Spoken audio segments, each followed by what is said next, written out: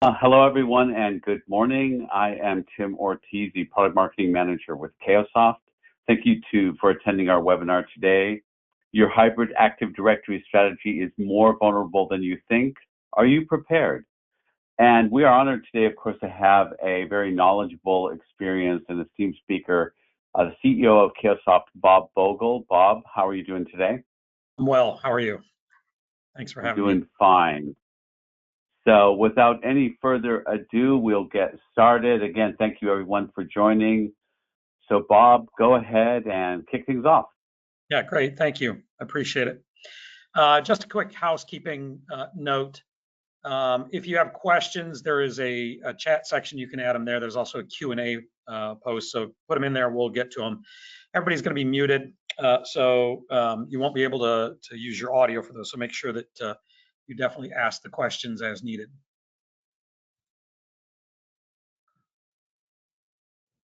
You can go ahead and push the slides, Tim.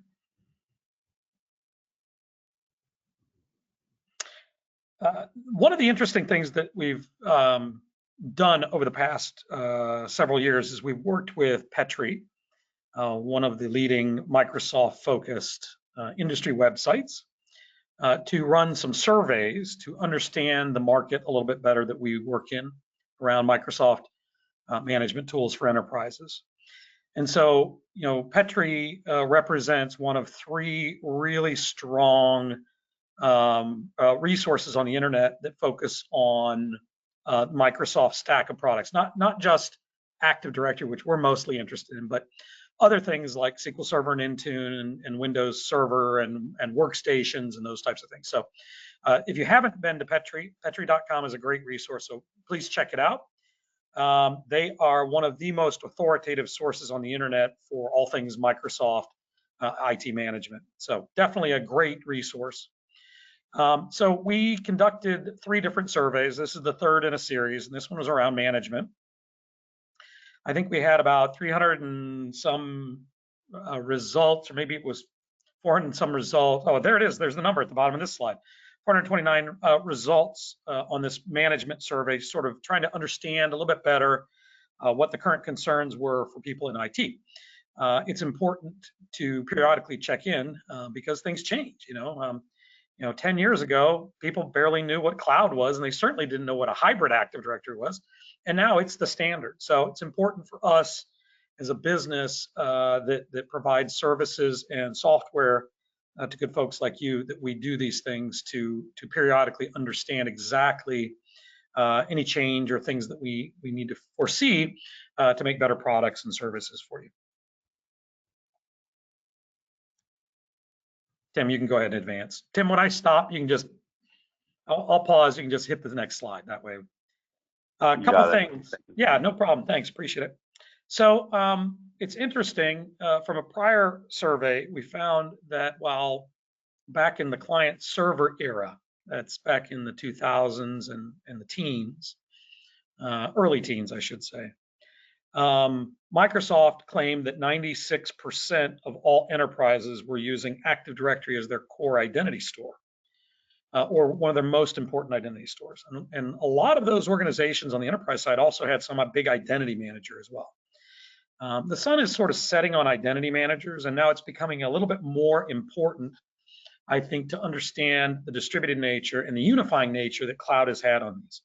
So one of the important things that we're constantly looking at is how much of that 96% of global organizations have moved into cloud only or hybrid. And the interesting thing was that most of the organizations that Microsoft serviced in that previous generation of client server were really mid-market, mid-sized companies and enterprise companies. Small businesses, they had a tool called Small Business Server, but it really wasn't that popular. I mean, I don't think I'm telling anybody anything new. And so those enterprises have now fully embraced it. More than two thirds, have now gone hybrid, which means they have both the on-premise Active Directory, the legacy infrastructure we call it, and the new cloud infrastructure. And a big part of that were the applications that Microsoft provided were moved to the cloud, and it made it easier, better, faster, cheaper for people to use, Exchange Online than it did, having 15 or 20 Exchange servers that they were responsible for. Now, along with that hybrid move, there was an increase in complexity. I don't think people quite grasp. I think everybody gets it now. You now effectively have two separate environments that you need to continue to manage. And so there can be, we say roughly with two, you'd have 100% increase, but there is some cross administration that does happen. And so it reduces a little bit. And so the estimate we've come up with that we think mostly reflects the additional burden with hybrid is about 90%. It's not 100% because you do have synchronization and some other things that have gone hand in hand with going hybrid. But at least it is a significant amount of additional effort. A lot of times people turn to scripts or they will turn to try to use the legacy tools. They'll jump back and forth. So the 12 user interfaces you had on premise now are joined with 6 or 7 or 8 new ones in the cloud. It's no way to live. It's no way to work. So obviously that's part of what we do, and we'll talk a little bit more about what makes a great a strategy on going to hybrid Active Directory or hybrid Microsoft management. Now, with that move to hybrid, and at the same time we saw people going cloud because of the pandemic, global pandemic that hit, that increased the attack surface for people. People were using their workstations from home. They didn't make any fewer mistakes, but now instead of being in a reinforced region, we used to call those intranets, you're now on an extranet or cutting across the internet to come in and connect to your business. And those machines are now oftentimes dual purpose. People are using them for homework and they're using them for work.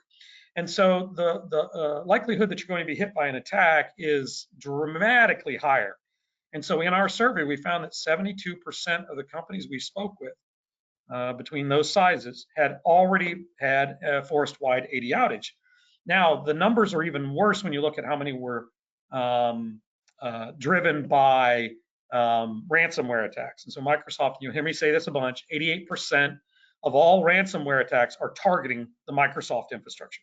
So keep in mind that that's a number from Microsoft. 72 is from our organization. I'm not sure why we're talking about only 1,000 to 999. We have seen 3 large-scale enterprise outages recently with Active Directory, all 3 of which became Cayosoft customers shortly thereafter.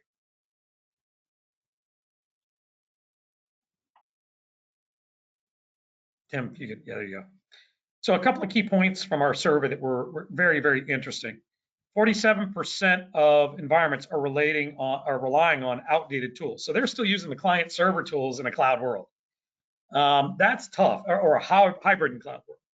Now, in my previous gig, I actually managed a set of solutions that were probably one of the best that you could get for that previous generation of tools.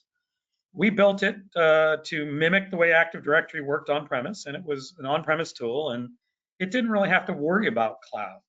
Part of the reason I started my own gig here was because there was no way to retrofit it. It was kind of a Frankenstein that you had to create with scripts or with additional products. And so you'll see the client server companies that were very good in the early 2000s and were pioneers in that space of Microsoft management. You'll see them start to offer separate disconnected tools, just like Microsoft has their on-premise Active Directory tools, and they have a separate set of cloud Office and Microsoft 365 and Azure tools, right? And the existing vendors did the same thing. Well, we saw this as an opportunity. We didn't do it that way. We did it a little different, which we'll talk about in a little bit. 17% of the survey respondents had what they thought were effective hybrid Active Directory change management, watching the changes that were sensitive. So this could be anything from a group policy on premise. By the way, group policies can be used to launch ransomware attacks. So be concerned there. Or it could be an escalation of privilege. There's a well-known built-in escalation of privilege. If you're an Office 365 administrator, you can actually escalate your own privilege and take over the entire subscription for Azure. Whoa, that's a little scary to me. But you got to monitor for these things. And only 17% of the respondents to our survey said that they thought they were doing any kind of meaningful job there. Now, that's not to say they didn't think they were doing okay on the on-premise side, but unfortunately, this is no longer just a client-server world, right? It's a client-server web services world. And so, a modern approach to that is definitely needed.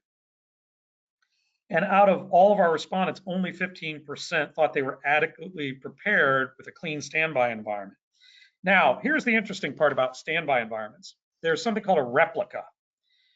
Replicas don't work for recovery. I've had one administrator at one of the world's largest banks tell me, oh, we have a lag server. That's good enough for us to recover all 900 domain controllers that we had in Active Directory. That is not going to do it. And not just because it's Active Directory, they are a hybrid environment as well. And guess what? In hybrid, you don't have to only worry about what's happening on premise. You have to worry about what's going on in the cloud as well. And those lag servers won't be up to date with your synchronization of the cloud. And so it not only makes it very difficult to do recovery, but it also then has implications for data integrity across the environment. You may end up screwing up more than you would fix. And then finally, 32% of the respondents were using some generic approach and tools for these very complex recovery scenarios. The most likely thing that you'll have to recover is an unwanted change. Somebody clears out group memberships, right? That's a classic. There's no undo in Microsoft's Active Directory. It just doesn't exist. They have something called the recycle bin for deletes. So they give you undelete, but they don't give you undo for everything else. And that's a critical piece that you'll have to supplement someplace else, like with us. And then as you go forward, the Active Directory recoveries, Active Directory was built for replication in a global enterprise. And so the interesting part about that is those make recovery efforts very difficult or potentially difficult if you don't really ahead of time prepare. And one of the things that I tell everybody I talk to is it's not if you're going to have an outage, it's when you're going to have an outage. And if you start to adopt that mentality that it's going to happen, you're going to get hit with ransomware, or you're going to have some other outage where somebody makes a mistake and deletes a bunch of people out of a group, which denies access to licensing or denies access to applications. You need to be able to recover those things quickly. And if 32% are trying to use the native tools or just some generic stuff, freemium tools off the internet, they're just not prepared. And this is why we see so many people in the news being hit with ransomware attacks or other types of outages that basically destroy their business. So next slide, please. So some of the consequences of not preparing and not having a good strategy, the amount of downtime not only increases, the amount or duration of those downtimes increase as well. So you need to be very, very careful in planning that so that you don't end up with 2 or 3, 4 days. We have a customer that joined us last year. They spent 2 days, 2 8-hour days, one trying to recover from an outage on their own and one with the vendor that they had at the time. That vendor is no longer there, and they replaced that vendor with our solution. They happened to be in a proof of concept with us because they thought it might be a weakness. Turned out it was a very big weakness, and it just so happened that it coincided with an outage, our proof of concept. And so there's real world experience here. Ask anybody that's running Active Directory what their experience has been, and you get the same answers. Oftentimes it's due to a security breach. And so, the native tools were never built to be connected to the internet or be accessed remote in the on-premise legacy Active Directory. And so you definitely need a new approach there, and we're going to talk about that here in a moment.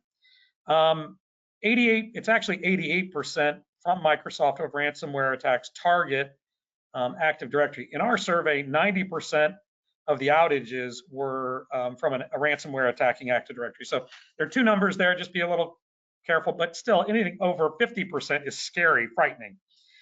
In this case, it is a massive target for people trying to either deny the service of Active Directory, meaning shut your environment down completely, or trying to extort you with ransomware.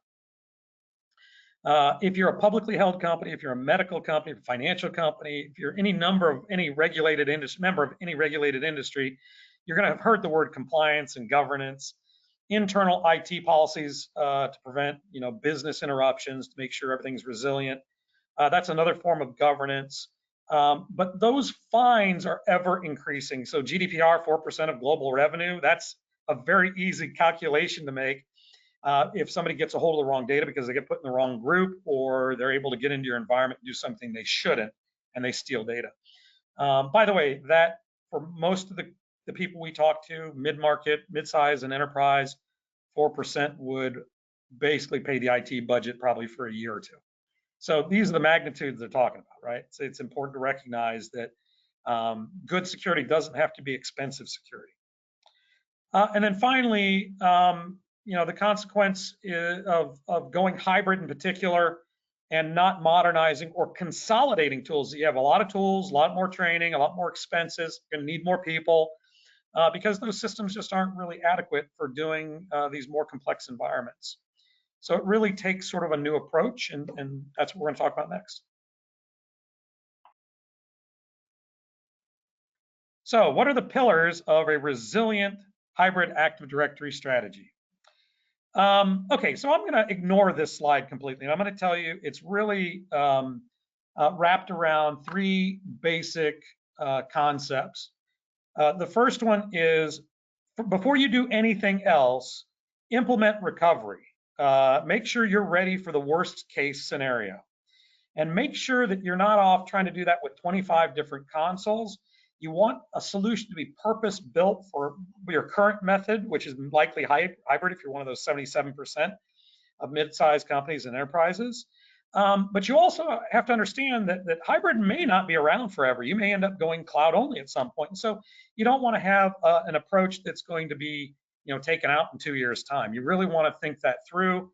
Make sure whatever you choose there is going to be ready for both hybrid and cloud. And there's no need to have 6 different consoles. You can do it all in one. So don't have an on-premise console and then a cloud console. You don't need that.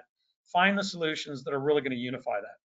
The next thing is you're going to want to reduce the risk as best you can in your environment so that you can help prevent an outage in the first place, right? So prepare for the outage. Eventually you'll have some sort of outage. Make sure you're ready for that. So if the worst case scenario happens, you're done. You got that out of the box. The next thing is, now let's talk about being proactive. And this is where proactive administration and automation come in. And you want to really work to implement tools that let you see things better within the environment and also provide you with the ability to implement governance over the environment, whether that's down to the level of having compliance controls or just general IT data integrity.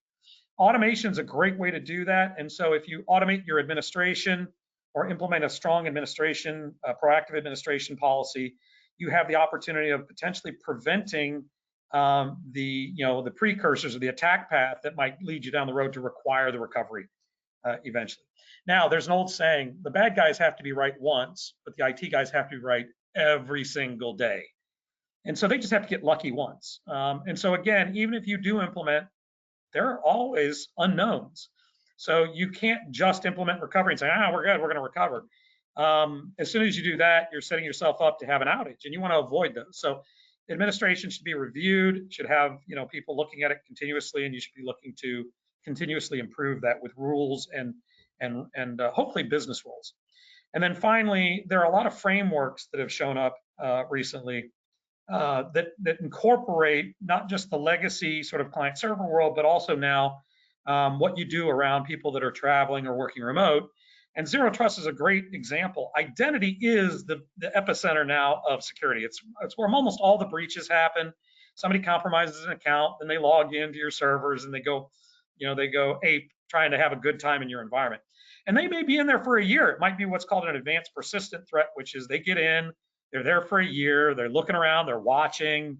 They don't really do anything other than maybe when they're ready, they deploy some payload, which again can be triggered with a group policy. There are ways to implement that in Windows Server that are very difficult to detect. And so you really need to think about your approach to security. You can't continue to rely on the data center mentality we used to have because it's a remote cloud hybrid first world. Tim, if you could flip slides.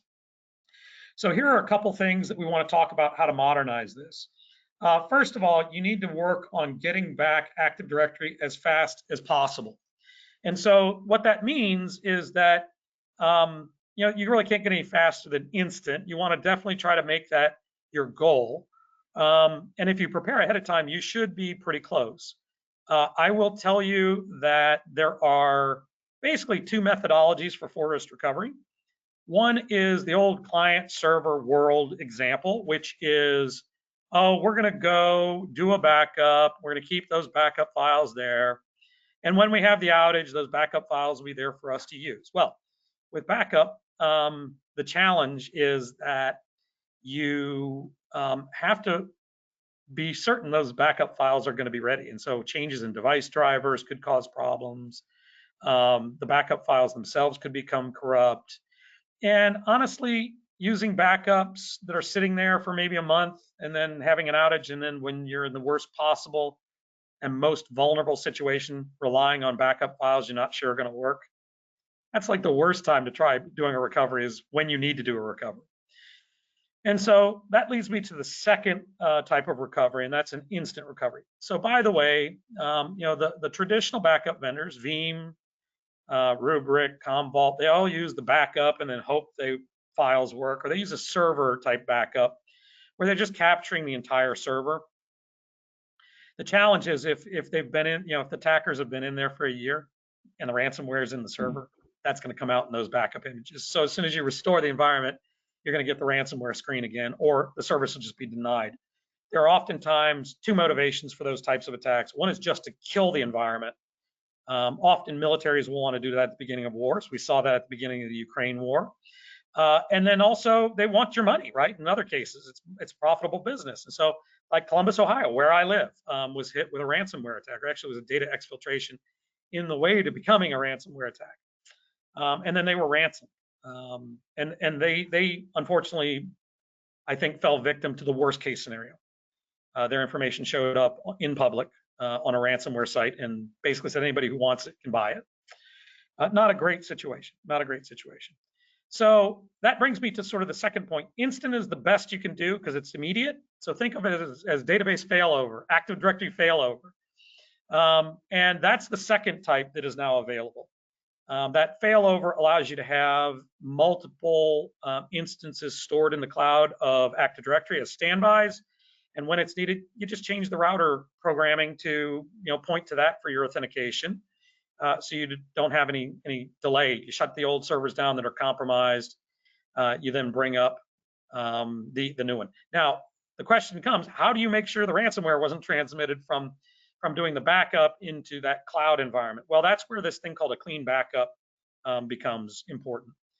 Clean backups are not full server backups, and they're not backups that do not include, in fact, clean backups do not include the operating system or components that are potentially compromised that may carry through the compromise to your recovery environment.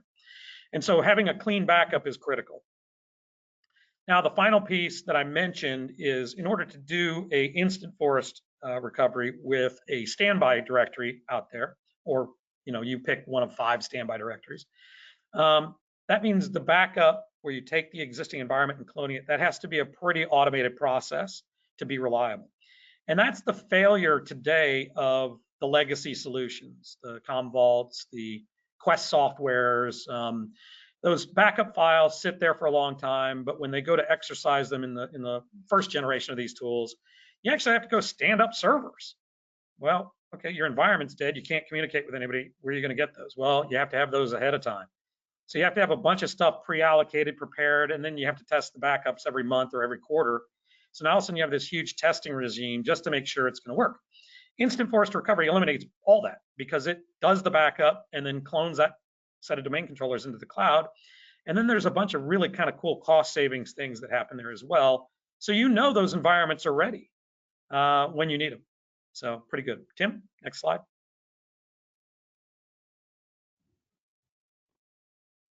Automate everything to eliminate security gaps. Well, I wouldn't say automate everything. What I would say is get your administration and change auditing in line. And here's what's happening. There are some things that because of business concerns or business conditions, you're just not going to be able to manually, you're not going to be able to get out of that manual loop. So let me give you one quick example. If you're a seasonal store, it may be that you hire people when they walk in the store, they fill out an application, you add them to Active Directory, and off they go, right? I mean, in lieu of a background check, I might want to do that ahead.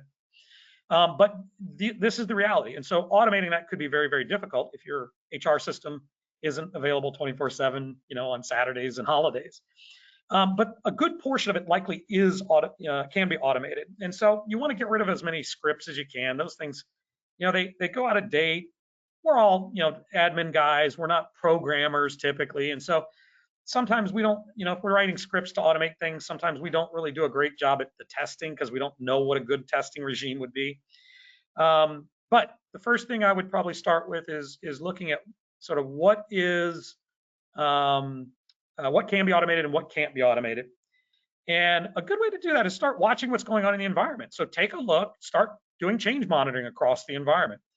And that'll also start to let you see what kind of unwanted changes you might want to prevent. And there are a couple ways you can do that. You can wait till the change is made and then roll it back if you have the software in place, or you can prevent those changes from being made in the first place. So you now have a really interesting situation where if you implement good management, you probably won't have a lot of those unwanted changes or malicious changes.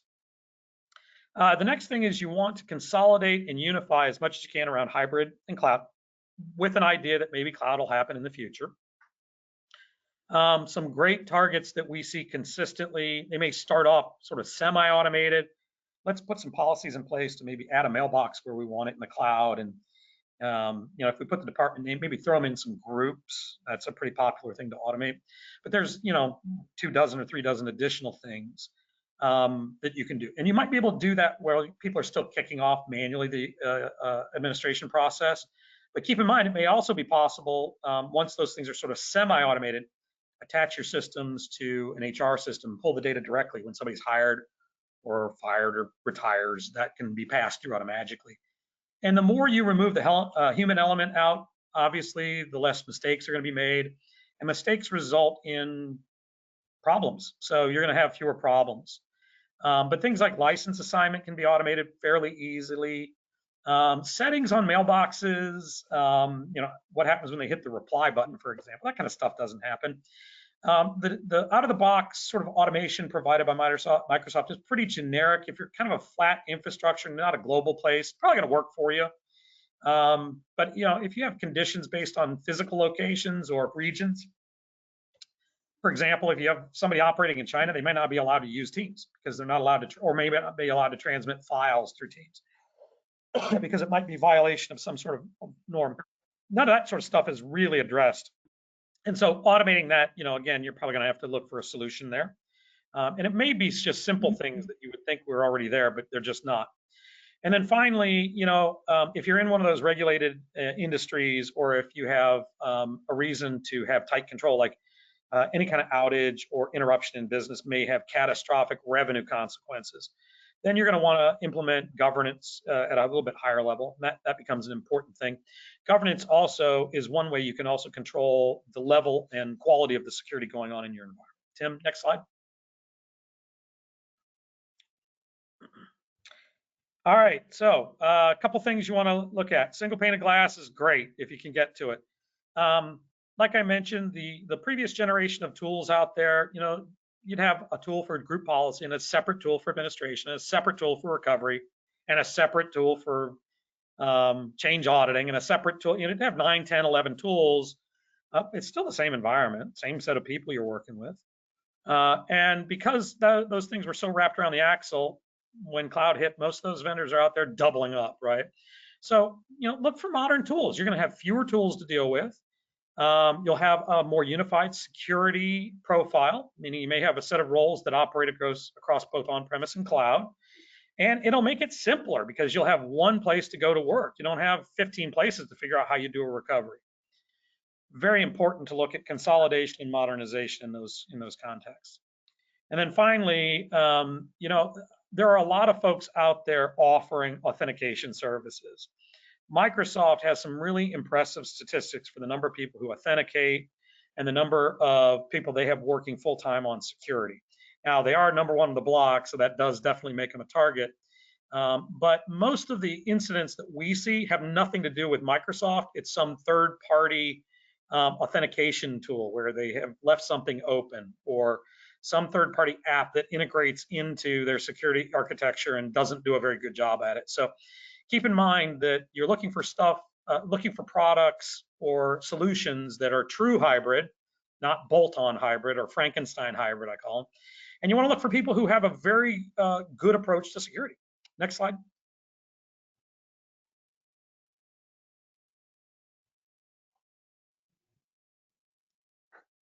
Least privilege, cornerstone to zero trust. Least privilege means give administrators only the permissions they need to do their jobs and no more. Native tools don't give you that easily. No good way to manage that either on-premise or in the cloud. They're just not granular enough. So just be aware that likely is going to end up someplace you want to look to find a solution. Zero trust is all about securing the identities and making sure if an identity is compromised, it doesn't lead to bigger and broader things. Native permissions encourage that. So there are a lot of things you can do within Active Directory and Entra to safeguard that. Real-time auditing across on-premise and cloud, a change that is initiated on-premise may have a big impact in the cloud. We have seen group membership changes that are being replicated from on-premise to cloud cause major outages. So keep those types of things in mind. Or people who are logging into Active Directory on-premise suddenly can't access things. It turns out some license was revoked in the cloud, right? And so you have to have some way to troubleshoot those, and a unified solution for hybrid is definitely one of the important pieces there. There are a lot of other issues looking at sort of how things are being done and analyzing stuff around alerts and change auditing. Keep in mind that if an attacker goes to hit your environment, the first thing they're going to do is try to blind you, which means go after your event logs. And so you might want to have multiple solutions in there to watch what's going on. Event data is event data. Some programmer said, oh, we need to throw an event if this condition occurs or this transaction or this action is performed. The quality of the information you get out really was up to that developer, and hopefully they were developing towards the standards that provide enough information. But we've seen things where before and after values, which are critical to compliance, are not implemented in the event, or there's no event at all. That escalation of privilege I mentioned, where Office 365 admins can boost their privilege, take over the Azure subscription. There is no event for that, by the way. You have to be monitoring for that. So you're going to have a solution there to monitor for those things. There are a lot of other examples. I won't get into those. But also, if changes are made that you don't want, it's often good to think about how you're going to roll those back as well. And again, an ounce of prevention is worth a pound of cure. That's a philosophy we live by here. Escalations, inappropriate permissions, not following least privilege, all those things are important. Implementing lapsed password management on-premise is critical. You can do that in the cloud as well. Modernizing your approach to PC management or workstation or mobile management is also critical in those cases. And so you want to definitely take a more modern approach. And again, remember, with the philosophy of when you're going to get hit, not if you're going to get hit, it's a much better posture to take. Next slide, please.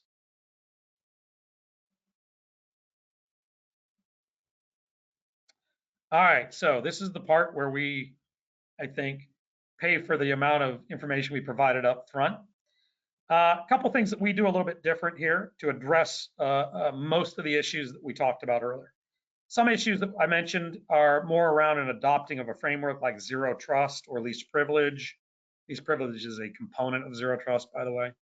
But it's an approach that most administration groups have kind of adopted over the years. It's a great foundational piece. You want somebody who's doing true hybrid management. You don't want people that are doing this bolt-on Frankenstein, here's our old legacy product, go buy a net new product to help manage cloud. It's just not a good way to do it. And you want some product that is extensive. You don't want something that just does maybe users but doesn't do groups or doesn't address the critical security components. What we're seeing is there are some newer solutions out there, but they're not comprehensive.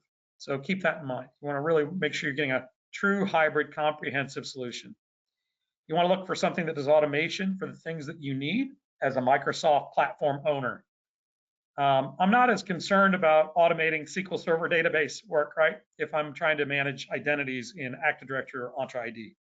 So keep in mind, automation and a generic workflow engine may not be the best. You want a workflow engine that addresses specifically what your tasks are and understands your environment. You definitely want real-time change monitoring or change auditing. And I would hope that you don't just change audit users and changes to them. I would also be looking at security policies, conditional access policies, teams data policies, group policies, for example, even though they're not the same kind of policy, they're machine configuration. Monitoring changes made to Intune policies. I mean, all those things should be part of a comprehensive environment. You should also have the ability to, if there's a particular change that should never be made, instantly roll that back or prevent it. Prevention is worth a pound of cure. I think I mentioned that, right? Some things are just almost impossible to prevent because somebody may have permissions. An administrator may be trusted with permissions, but they may be out experimenting. We see that all the time in IT. Might try and just, hey, can I change this? Oops, I did.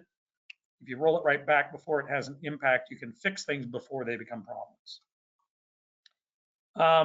Also, you want to make sure if you are going to be using Active Directory that it's covered and you can recover it. You want the fastest possible recovery without a compromise.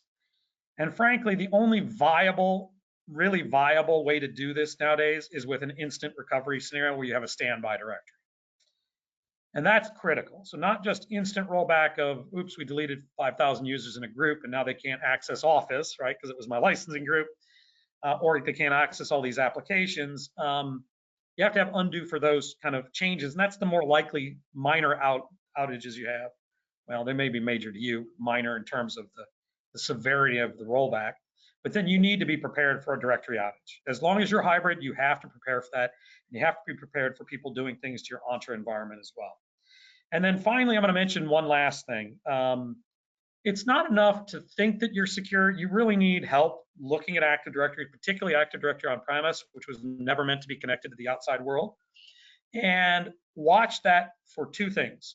First of all, indicators of risk, meaning you misconfigured something or there's a new exploit that was discovered that the default security that Microsoft thought was pretty good last week may not be any good this week. So you want to continually monitor for those threats where there's increased risk over time. It could be a mistake or something that you're supposed to be doing in a maintenance mode, but you haven't been doing. Or indicators that you've already been compromised, right? So if you follow the NIST guidelines, there are indicators of risk, indicators of compromise. So if somebody's already in your environment and they change the default security templates, admin SD holder, or they execute a rogue DC attack, oftentimes those things can be detected and you can be alerted on that. And so I was speaking to a customer of ours that had a competing solution. It was a free solution. By the way, this part of our solution is also free, I'll mention. And that IT director got a call one day and said, hey, we hired a team to come in and test your security and you guys failed. So by the way, your bonuses are in jeopardy now for this year because of that. And they had the scripts that the competitor provided, but there was no alerting. And so the only way they realized they'd been compromised is that, they ran it. A couple weeks later, they read the report. They didn't run it again, right? Because it wasn't out there proactively checking things. And so they went out after they were told they were compromised, ran it, and sure enough, there was a rogue DC attack that had been executed, and they found the remnants, and it told them it was there. It just didn't tell them in time. And so you want proactive threat detection, not just a script that you run. And again, I mentioned earlier, we do provide that threat detection, and it is free from Cayosoft. So that alone was probably worth the time that it took to attend this webinar today. So we go to the next slide.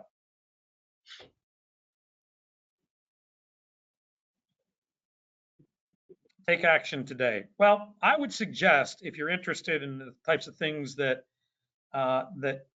we talked about today, you can visit our website, cayosoft.com. You can ask for a demonstration, talk to one of our tech guys. But keep in mind, there are three areas that we really encourage you to look at as a complete solution. That is the current management strategy you have, your change auditing or change management strategy. Is it up to speed, up to date? And finally, how are you going to recover this when you get hit, not if you get hit? And again, we're built to do these things. We're really around security, compliance, governance, and efficiency. And that's in everything we do in designing our tools are really around taking that to the next level so that as you move from your client server legacy environment into the hybrid environment that you're probably in now, someday maybe into a cloud only environment, we're going to be there and addressing those items for you each step of the path. Next.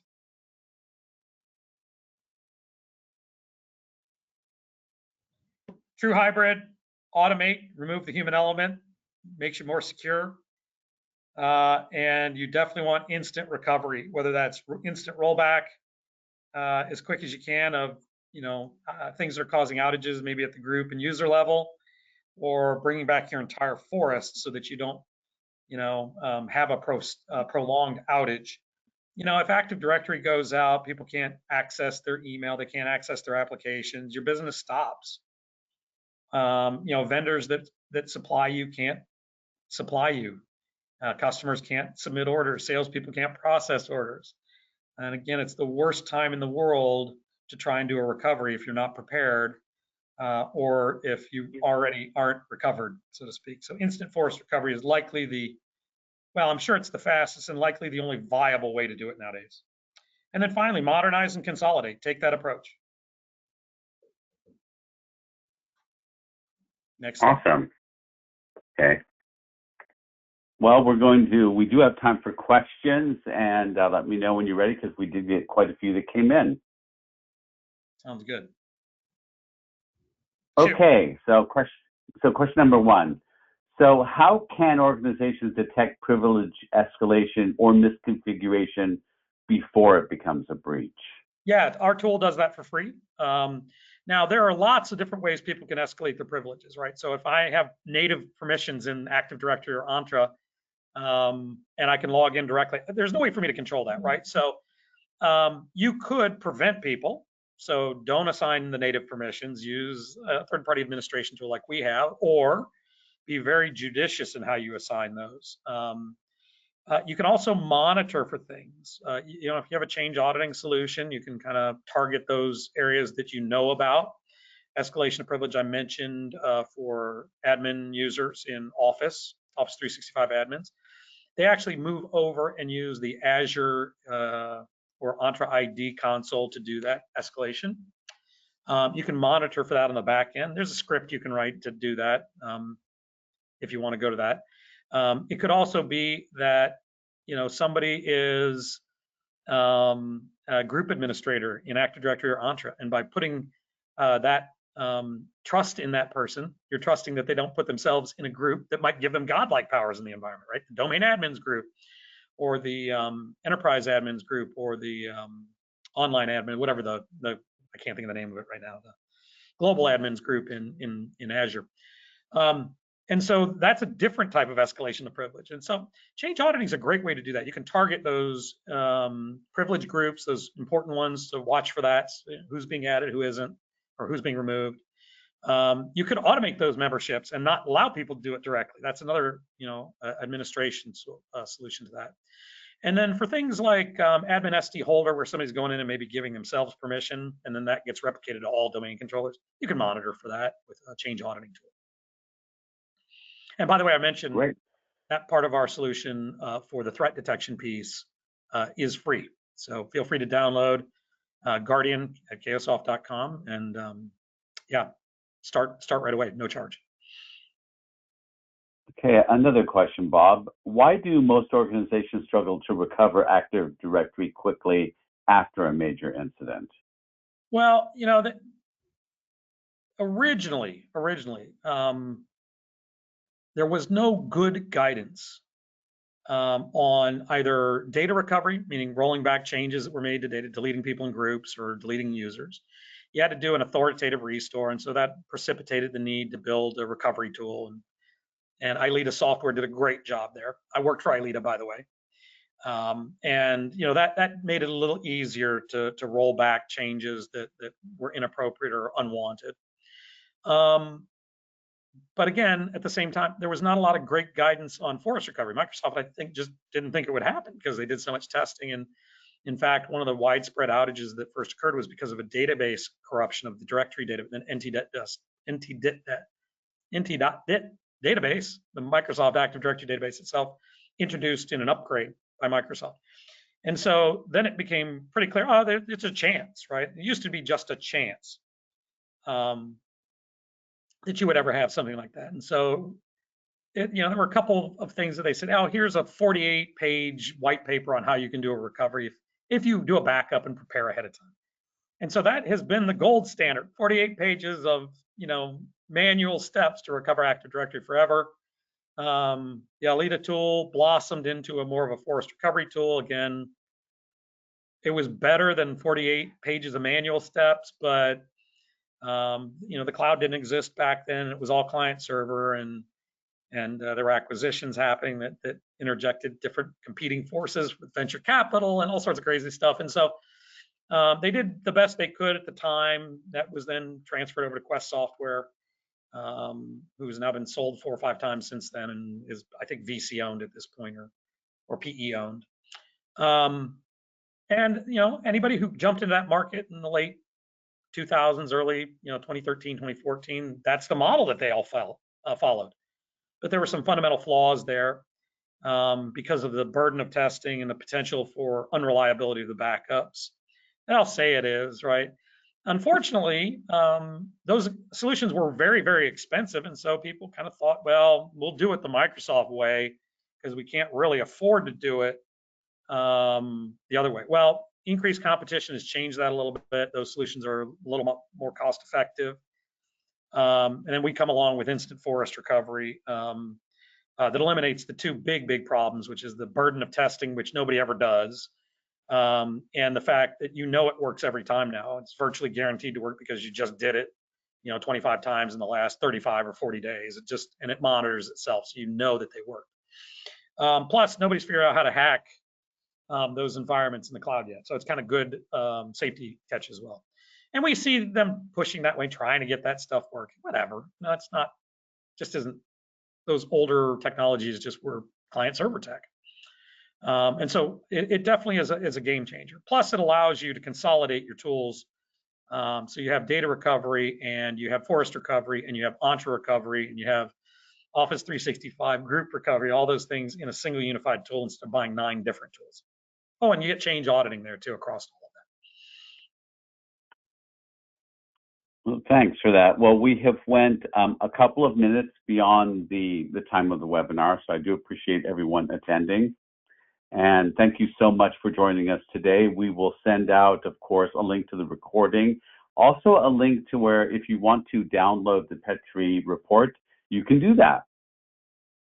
Awesome. Have a great day. Thank you, everyone. Yeah, have a great day, everyone. Thank you so much for attending, and we look forward to seeing you the next time.